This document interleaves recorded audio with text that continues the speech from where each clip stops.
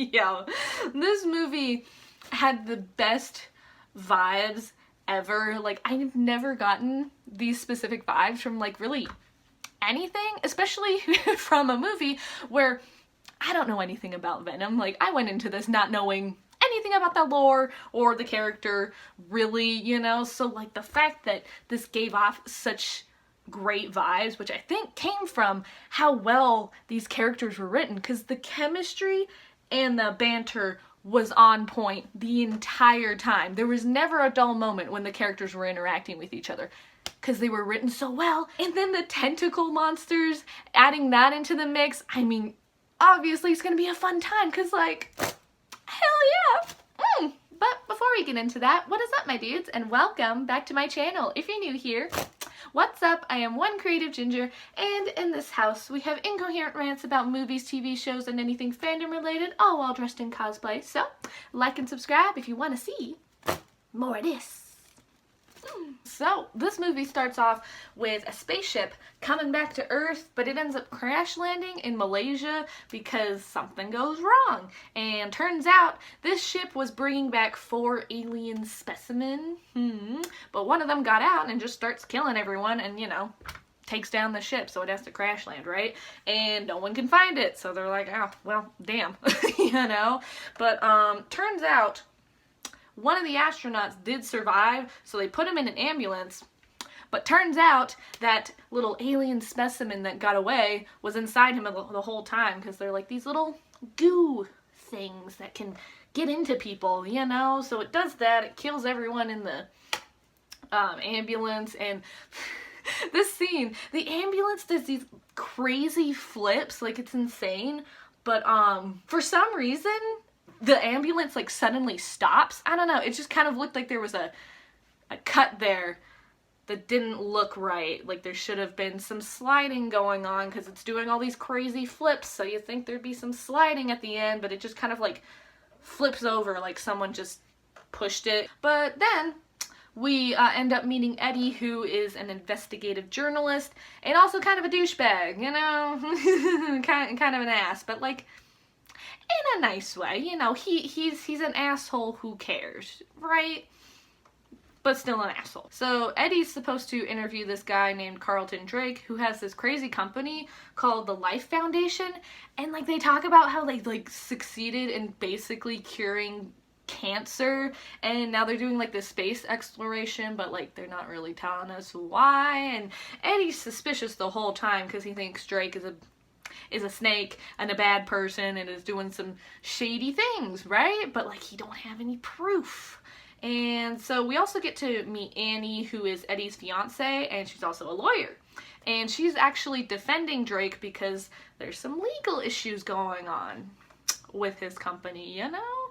And Eddie ends up actually snooping into Annie's emails and finding the confidential documents on Drake, and he ends up bringing them up in the interview that he has with Drake, which is not the smartest move, and he ends up getting Eddie fired and basically blacklists him, because, like, he tries to find, like, any kind of job and no one will hire him because of his name, right? Annie's boss ends up finding out about Eddie snooping in her emails and using that against Drake in his interview, and he doesn't like that, so she gets fired, and she's pissed because this asshole decided to break her trust and, like, go into her emails, and because, you know, she's a lawyer, you don't do that, especially when you're an investigative journalist. Like, you know, that was a dick move on his part. He should have never done that, and, you know, then she paid the price for him being a dick, you know, and so obviously she's gonna be salty to him, which honestly she was pretty tame, honestly. So she breaks it off with Eddie, and because, you know, he was basically using her so he could get his little gotcha moment with Drake, even though Eddie's boss literally says, hey, just interview him, don't be a dick to him, just be like, hey, what's going on with, you know, space travel that you're doing, right? You know, don't do a gotcha moment, you know? He does it, and so, of course, you know, Eddie's boss fires him because he's like, I can't deal with your shit anymore, Eddie, god damn it. You know? But yeah, so then we have a 6-month time skip, and we see Drake is trying to find host bodies for these little alien specimen that they called symbiotes, because turns out they can't survive in Earth's environment without a host body, because they just don't have the biology to live in an oxygen-rich environment. And it's interesting because Drake's whole goal with this is like the Earth is dying and he wants to find real estate in space so like humans can go live somewhere else, and his goal is to try to merge symbiotes and humans together so they can basically go live in space, because if the symbiotes fuse with a human, then the human can survive in a symbiote's environment, basically. So that's basically what he wants to do, because he's like, oh yeah, Earth's gonna be dead in very soon, you know, so he's trying to figure out how to get humans to survive when they're not on Earth, you know? So, interesting. Especially because it's like, do the symbiotes really want to do that, you know? Because it's like they can survive just fine on their planet without them, so it's like, I don't know. And would they be cool with that? You know, I don't know, right? And so we see him really starting to be the villain because he's using homeless people who literally do not know what they're signing up for. They just end up dead most of the time. And Drake's just like, okay, bring in the next one. Who cares? And just basically hoping, because like there's no like testing or whatever. Like you would think they would like test it out, because like for instance, they already have a symbiote that has died and they just have this one, and well they still have the two, and then they have the one that's just missing and they apparently aren't looking for it, which is kind of weird, but like, okay. But like, yeah, they already have one that's dead, and so it's kind of weird that they're just kind of like, okay, let's keep throwing people at it and see what happens, you know? I don't know, you feel like you'd be doing the tiniest bit more research to be like, hey, how can we best match that? Because like, we have a scene where it looks like the symbiote has bonded with the person, but then it just kind of like eats the person from the inside, which is really cool, because whenever you have like a symbiote going into a person's body and like having it go wrong, the actors did like an amazing job with like the whole contorting thing. It was good the way that they did that. I don't know, I liked that, how they all went like zombie mode-ish.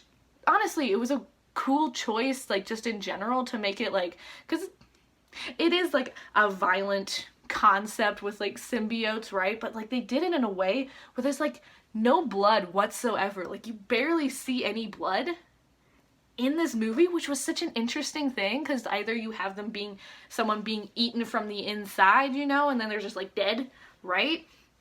Or like you have them biting off the heads, but like you don't really see it. You know, you just see the right? You know?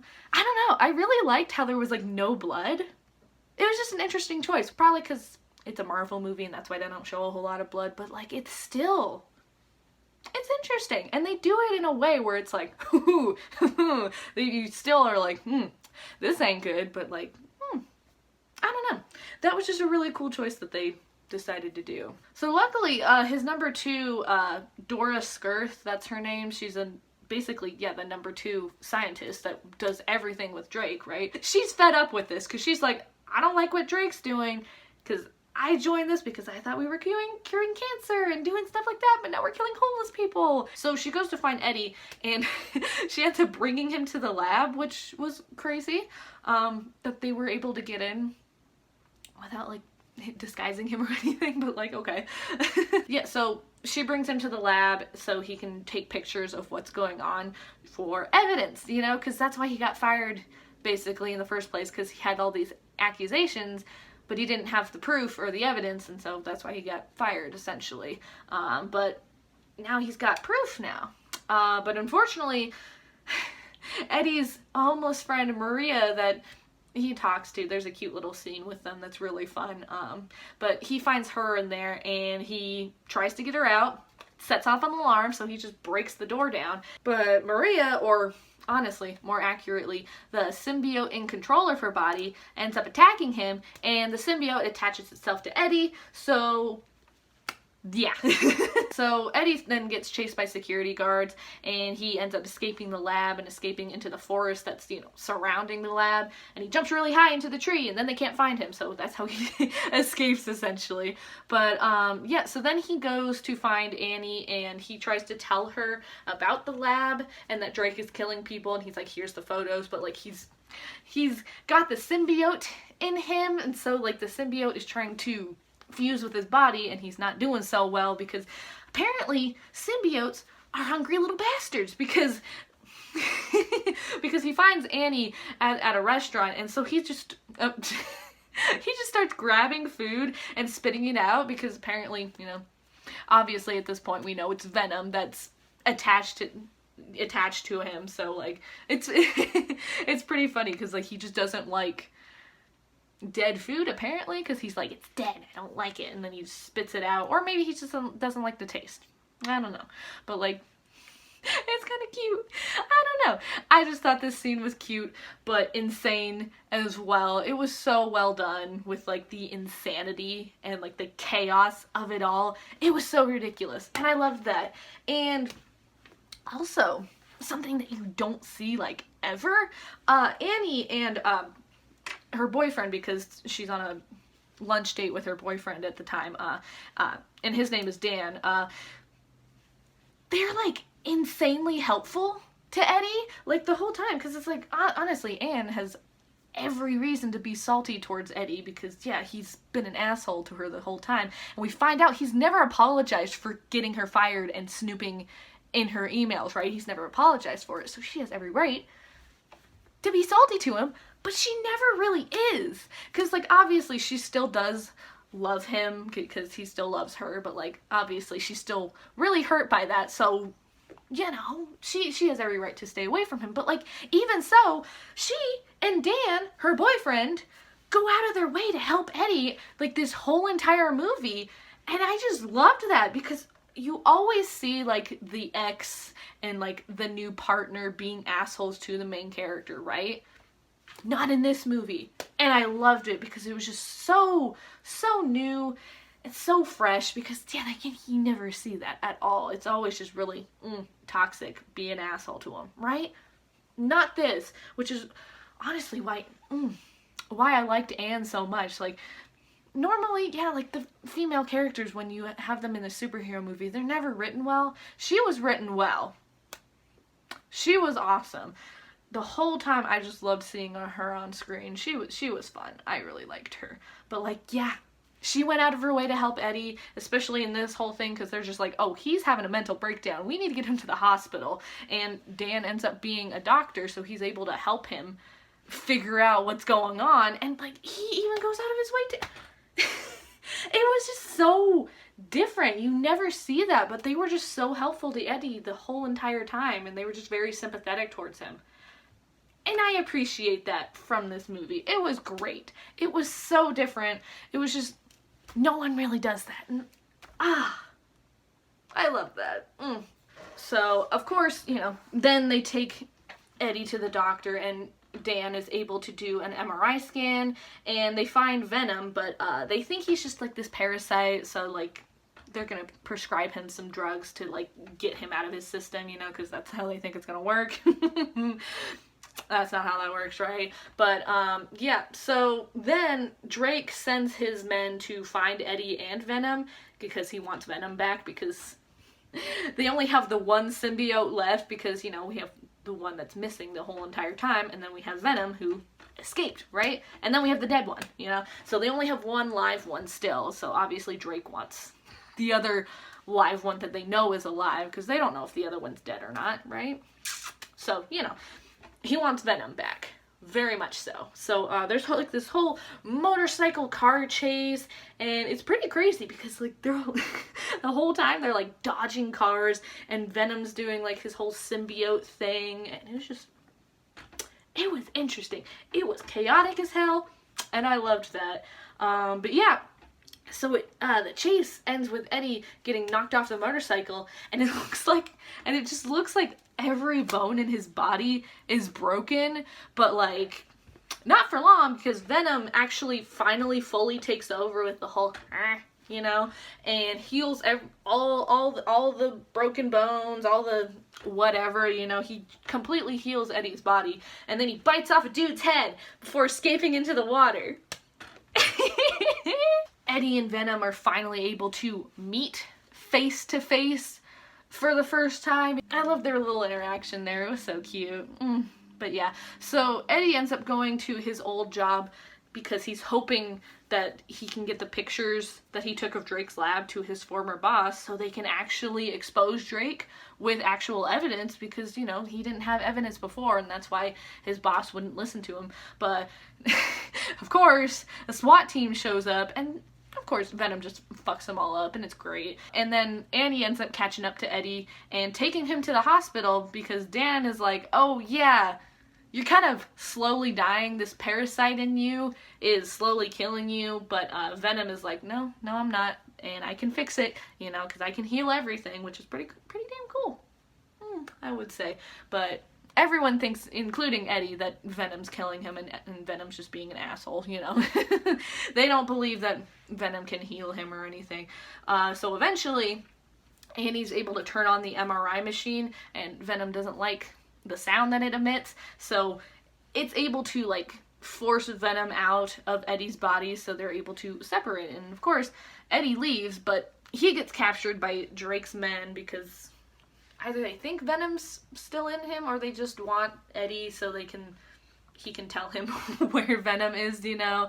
So they take him back to the Life Foundation, and Venom also escapes from the MRI room, but Annie's able to find him so both of them can go rescue Eddie, you know. So we actually finally get to see the missing symbiote who has just been traveling from body to body, and his name is Riot, who ends up successfully bonding with Drake. And Eddie's reaction to seeing Riot was so funny because he thought Riot was the ugliest fucking thing he had ever seen, which is hilarious because that was not his reaction to Venom, and they look pretty similar, right? You know, but he did not have that reaction to Venom, because at first, you know, he thought Venom was a hallucination, and then the second time he was just kind of like confused because he's kind of like, what are you? What is this that I'm looking at, right? Like, it was never like, oh, you're ugly. It's just kind of like, what am I looking at, right? You know, not necessarily in a bad way. It's just kind of like, I've never seen this before. You gonna tell me what you are? Like, you know? He was more like confused and curious more than like disgusted and creeped out like he is with Riot. I thought that was interesting. And honestly, it's probably because like they were bonded to each other, and like they have like, you know, they achieved symbiosis, you know, so maybe it has to do with, like, you know, the fact that they're bonded to each other, that's why Eddie doesn't find Venom ugly. It's because they, you know, they fit so well together, you know.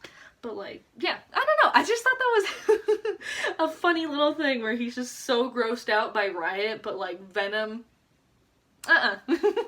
not even a hint of disgust. So then we get to see a scene where Drake and Riot talk, you know, it's a little puppet thing. God, I love that. I love the little symbiote puppet. He's so cute. But like, yeah, so they're talking about getting the rocket launched so they can go get the rest of the symbiotes. And I think Drake still believes that humans bonding with symbiotes is still a thing he's gonna be able to do, even though seems like Riot's plan is to kill everyone and destroy the planet, because even Venom says, yeah, that's the plan, that's what we were supposed to do, you know, get the rocket, go get the rest of them, bring them back to Earth, and just, you know. But like, yeah, I don't know, it's kind of weird that Drake's just like, oh yeah, that's still what we're doing. Okay, you dumbass, but like, fine. But like, something interesting about that scene is Riot only says I when he's talking, and Drake actually has to correct him to say we, you know? But like the whole time, the entire time, Venom always says we when he's referring to Eddie. So that's something to think about, you know? But But yeah, so obviously they gotta kill Eddie, so they take him into the forest that's surrounding the lab to, you know, shoot him in the back of the head, right? But that's not gonna happen because Venom actually bonds with Annie for a temporary amount of time, and they take out all the dudes, and then they kiss. So Venom can transfer back to Eddie, which was interesting because apparently that was his idea and not Annie's, so that scene was really fun. Then Venom tells Eddie that, you know, what Riot is planning, you know, and explains how he wants to help Eddie stop Riot because he really likes Eddie. The whole time they've been hanging out, he's like, oh, we're gonna, you know, destroy the planet, but then slowly he's like, nah, I like him and I want to help save Earth because I like Eddie. And I was like, oh damn, that's so sweet, you know? Yeah, and he just, that was his reasoning. The reason he doesn't want to help his species come to Earth and just kill everyone and everything in sight is because he likes Eddie. And I love that. It's so cute. And also, another great choice that this movie made, when Venom's like, okay, we gotta go fight Ugly, and Annie's like, well, I'm coming too, because I can fight Ugly, and without hesitation, Eddie backs her up, and he's like, yep, she can fight Ugly, even though Venom's like, no, she can't, like, let's go. I liked that interaction, because she was like, I can fuck shit up, and Eddie's like, she can, you know? I liked that. And we even see, like, she literally ends up saving their lives during, like, the whole, when they're fighting Riot, you know, she ends up saving their lives because she can fight Ugly, you know, just not in the way Venom was probably expecting. Man, just the more I talk about it, the more it's like, this movie was cute. This was a really cute movie, even though it was pretty violent. And insane and weird, which is great. That's just, I don't know, cute, insane, and weird. Good combination. And that's what this movie is. Weird, cute, and insane.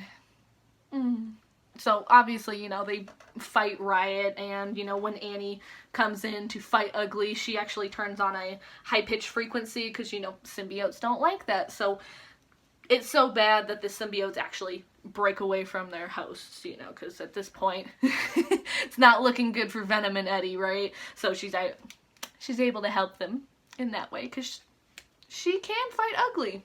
Unfortunately, Riot ends up bonding with Drake, and they stab Eddie and kill him, but obviously Venom's able to bond with Eddie again and save him from dying, which is very sweet. And then they go and blow up the rocket because Riot and Drake are inside, and they get incinerated, and then Venom dies to protect Eddie from the fiery explosion because, again, symbiotes don't like the high-pitched frequency noises, and they don't like fire either. So obviously he dies to save Eddie, you know, but then we see that, you know, he didn't really die, you know, that was just like a dramatic thing that they put in there, you know. So he's not dead, he's totally fine, he's still bonded with Eddie, and this whole scene is really cute because, like, Eddie's just like, okay, you can't eat people, you can only eat, like, the really, really bad people, and Venom's like, how do you tell if it's a bad person? And Eddie's just like, oh, you'll know them when you see them, you know? And so they end up going in, like, Eddie's little favorite convenience store that he goes in a lot, and the woman who is, like, the store owner, I'm assuming, she's really good friends with Eddie, which is really cute because their interactions are always so fun. But, like, yeah, so she's being harassed by the, I guess it's a gang member, it's, like, very vague, because he's always, like, shoving a gun in her face, and she's always giving him money. And there was, like, this whole thing about, like, protection, like, you have to pay for protection kind of thing, you know? So that's a thing. So Venom ends up biting off the dude's head, which is, or maybe eating him. I don't know. And I love how people are just kind of, like, confused when, like, Venom shows up and, like, starts eating people. They're always just kind of like, huh, okay, that's a thing. And the store owner's just kind of like, Eddie, what was that? And he's just like, yeah, I have a parasite, you know, whatever. He just brushes it off, and the lady's just kind of like, all right, cool. And that's basically how the movie ends. Except it doesn't, because it's a Marvel movie. And we get an end credit scene where we meet the serial killer dude that's in prison. And Eddie is interviewing him because, you know, he's got his little job back, essentially. He's more like a writing journalist now instead of like a show journalist like he was in the beginning. But so yeah, he's interviewing the serial killer dude, and this guy says the line, "There will be carnage," obviously alluding to the second movie. My god, was this so awesome. The way that they animated the symbiotes, like when they were moving around in their liquid form, that was so cool. When Venom and Riot were doing their little fight scene, I really liked the part where they all got like stringy and fluid at one point, where they're all just like, right? That looked really good, and it was all like slow-mo too. I liked that. That was you know. And Annie was great because like she had every right to be a salty bitch to Eddie, but she chose not to. You know, because instead, like, she went out of her way to help him and literally save his life the entire movie, even though he breached her trust and got her fired and then never apologized for it until like 6 months later. She was like, nah, I'm gonna help this dude. Even though I'm salty, I'm still gonna help him. I liked that. And I liked that there was no like weird drama with like the ex and the new partner with like the main character, you know. I always hate that with I think this can basically be classified as a rom-com because yeah, it kind of follows that formula, you know, where you have the main character who gets broken up with the ex, and then the ex has a new partner, but then then the main character finds a new partner. In this case, Eddie would have found Venom. This literally follows a rom-com storyline. And I loved that. Oh my god, that's so great. Yeah, I really liked how Venom was just like, you know what? I like Eddie so much that I'm not gonna be a part of this full-scale alien invasion, you know? I'm gonna stop that because I like Eddie. And I thought that was super cute because follows the rom-com plotline very well, you know, because he's like, oh, I was gonna destroy the earth, but I like him. I like him, and I'm gonna spend the rest of my life with him, which is literally what they're doing, you know, because like they can't live without each other. They're so cute. Oh, I love this. I love this so much. And they just did such a great job writing it, because yeah, again, like the banter and chemistry that every single character had with one another, like everyone had chemistry with everyone else. And it was great.